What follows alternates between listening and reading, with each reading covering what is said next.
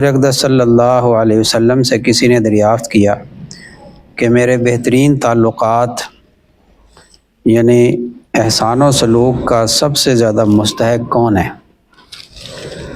حضور صلی اللہ علیہ وسلم نے ارشاد فرمایا ماں، پھر دوبارہ سہبارہ ماں کو ہی بتایا، پھر فرمایا کہ باپ، پھر دوسرے رشتہ دار الاقرب فالاقرب، جو جتنا قریب ہو اتنا ہی مقدم ہے۔ حضور اقدس صلی اللہ علیہ وسلم سے کسی نے دریافت کیا کہ میرے بہترین تعلقات کا سب سے زیادہ مستحق کون ہے؟ حضور صلی اللہ علیہ وسلم نے ارشاد فرمایا ماں، پھر دوبارہ سہبارہ ماں کو ہی بتایا، پھر فرمایا کہ باپ، پھر دوسرے رشتہ دار الاقرب فالاقرب، جو جتنا قریب ہو اتنا ہی مقدم ہے۔ اس حدیث شریف سے بعض علماء نے استنباط کیا ہے کہ حسن سلوک اور احسان میں ماں کا حق 3 حصے ہے اور باپ کا 1 حصہ، اس لیے کہ حضور صلی اللہ علیہ وسلم نے 3 مرتبہ ماں کو بتا کر 4تھی مرتبہ باپ کو بتایا۔ اس کی وجہ علماء یہ بتاتے ہیں کہ اولاد کے لیے ماں 3 مشقتیں برداشت کرتی ہے: حمل کی، جننے کی، دودھ پلانے کی۔ اسی وجہ سے فقہاء نے اس کی تصریح کی ہے کہ احسان اور سلوک میں ماں کا حق باپ پر مقدم ہے۔ اگر کوئی شخص ایسا ہو کہ وہ اپنی ناداری کی وجہ سے دونوں کے ساتھ سلوک نہیں کر سکتا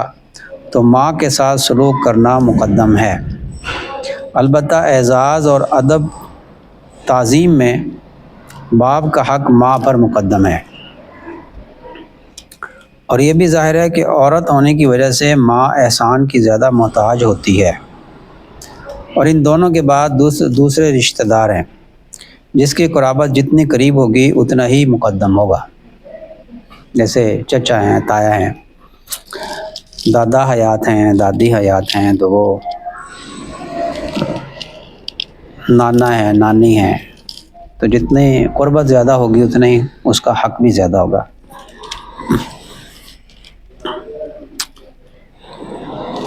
ایک حدیث میں ہے کہ اپنی ماں کے ساتھ حسن سلوک کی ابتدا کرو،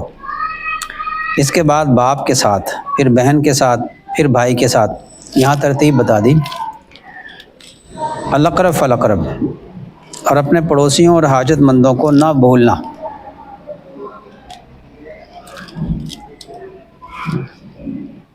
تو ماں کے ساتھ حسن سلوک پہلا درجہ ہے، ابتدا کرو، اس کے بعد باپ کے ساتھ، پھر بہن کے ساتھ، پھر بھائی کے ساتھ۔ عورت کا جو بہن ہے تو اس کے حق کو مقدم رکھا ہے، کیونکہ وہ کمزور ہوتی ہے تو اس کا سہارا جو ہوتا ہے وہ مرد ہی ہوتا ہے، تو مرد کو یہ حکم دیا کہ اس کے ساتھ زیادہ بھلائی کا معاملہ کرو۔ خدمت جو ہے وہ ماں کی زیادہ، ان کا خیال رکھنا زیادہ، ادب باپ کا زیادہ ہے۔ جہاں کہیں تقابل جب آ جائے نا تو ماں جو ہوتی ہے وہ بھی باپ کے تابع ہوتی ہے، اس کو بھی حکم ہے کہ وہ اپنے خاوند کی اطاعت کرے، فرما برداری کرے، اس کے سامنے بدتمیزی نہ کرے تو اور خدمت کرے۔ اس کے ذمے بڑے حقوق ہیں خاوند کے، بلکہ یہاں تک فرمایا کہ وہ عورت جو اپنے خاوند کا حق ادا نہ کرے وہ رب کا بھی حق ادا نہیں کر سکتی، اللہ کا بھی وہ حق ادا نہیں کر سکتی۔ وہ ایسے حال میں اگر مری ہے کہ اس کا خاوند اس سے ناراض ہے تو یہ ایسی عورت جنتی نہیں ہے، اور ایسی عورت کہ جس کا خاوند اس کے بیہیویئر، اس کے خدمت اور اس کے ادب کی وجہ سے راضی رہا، خوش رہا، اور ایسی حالت میں وہ عورت مر گئی تو وہ عورت جنتی ہے۔ تو بیوی جو ہے اس کے اوپر خاوند کا زیادہ حق ہے، یوں سمجھیں کہ ہم اولاد ہیں نا، تو ہماری ماں کے اوپر ہمارے باپ کا بھی حق ہے، تو باپ کا حق جو ہے اس اعتبار سے فائق رہتا ہے کہ اس کی تعظیم بھی زیادہ ہو، اس کا ادب بھی زیادہ ہو، اور اس کا حکم ماننے کے اعتبار سے بھی وہ بڑھ کر ہے۔ اگر ایسا کوئی موقع آ گیا باپ ایک حکم کر رہا ہے، ماں جو ہے وہ دوسرا حکم کر رہی ہے، یہ تو ماں جو ہے نا وہ اپنے خاوند کی وہ کر رہی ہے نا، اس کے حکم کے خلاف کر رہی ہے، تو اولاد کے ذمے کیا ہے؟ اولاد کے ذمے یہ ہے کہ باپ کے حکم کو مانے اور اپنی ماں کو سمجھائے کہ تو بھی میرے باپ کا حکم مان، ادب کے ساتھ، خدمت کے ساتھ، پاؤں دبا کے، ہے نا۔ یہ نہیں ہے، یہ مطلب نہیں ہے اس حدیث کا کہ 3 حصے اگر ماں کا حق ہے تو اور ماں اور باپ دونوں میں جھگڑا ہو گیا، لڑائی ہوگی، تو یہ باپ کے سائڈ پہ کھڑا ہو کے باپ کے ساتھ، ماں کے ساتھ کھڑے ہو کے ماں کے ساتھ بے ادبی اور بدتمیزیاں کر رہا ہے کہ یہ اللہ کے نبی صلی اللہ علیہ وسلم نے 3 حصے ماں کا حق بتایا ہے، تو میں تو جو ہے وہ لنگوٹ کس کے باپ کے خلاف سیدھا ہو جاؤں گا، یعنی ماں کا حق ہے میرے اوپر 3 حصے ہیں تو میں باپ کو سیدھا کروں گا میں۔ یہ ماں بھی گئی جہنم میں اور یہ بیٹا بھی گیا، تو باپ کا تو اتنا حق ہے۔ یہاں اس کی خدمت، اس کی رعایت کے حوالے سے بات کی ہے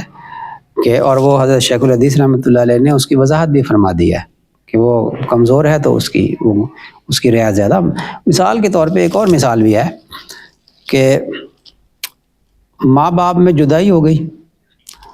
تو اب بیٹا جو ہے جوان ہے، جب تک وہ بچے ہیں تو وہ تو حق شریعت نے بتا دیا کہ بیٹا جو ہے وہ 7 سال تک ماں کے پاس رہے گا اور بیٹی جو ہے وہ 10 سال تک ماں کے پاس رہے گی۔ جب اس عمر کو یہ بچے پہنچ جائیں گے تو باپ کا حق فائق ہو جائے گا، ان کو جو ہے باپ کے حوالے کر دیا جائے، شریعت تو یہ بتاتی ہے۔ لیکن جوان ہیں، بچے جوان ہیں، تو اب بچوں کو اختیار ہے وہ ماں کے پاس رہیں یا باپ کے پاس رہیں۔ تو ایسی صورت میں اگر ماں کو بیٹے کی زیادہ ضرورت ہے تو ماں کے پاس رہنا چاہیے کہ اس کا حق فائق ہے باپ پر۔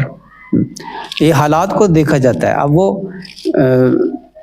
اس کی شادی کرنے کی ذمہ داری وہ باپ پہ ہے، باپ کرے گا اس کی شادی۔ تو اب اس کی جو ہے وہ ماں کی جو ہے وہ آگے شادی ہو گئی ہے اور یہ خود مختار ہیں، اپنا کمائیں، اپنا بیوی بچوں کے ساتھ رہیں۔ لیکن اب اس میں ماں اور باپ دونوں کے حق میں سے ماں کا حق خرچے کے اعتبار سے ضرورت ماں کو ہوگی، دونوں کو ضرورت ہے، لیکن اس کے پاس خرچہ کم ہے تو ماں کا حق فائق ہوگا کہ ماں کی یہ خدمت کرے، زیادہ خدمت کرے۔ تو یہ تقسیم ہے، یہ مطلب نہیں ہے کہ باپ کا درجہ کم ہو گیا ہے۔ باپ کا درجہ تو اللہ نے اور اللہ کے نبی صلی اللہ علیہ وسلم نے بتا دیا ہے، وہ درجہ بڑا ہوا ہے۔ الرجال قوامون علی النساء، وہ عورتوں کے اوپر قوام ہے، حاکم ہے۔ یہ اولاد کی تربیت کے حوالے سے بات فرمائی ہے کہ حکم تو باپ کا چلے گا تمہارے، لیکن ادب و احترام اور خدمت کے اعتبار سے تو وہ ادب و احترام میں بھی باپ بڑا ہوا ہے، لیکن خدمت کے اعتبار سے ماں کا حق زیادہ ہے۔ یہ بات فرمائی ہے اس میں۔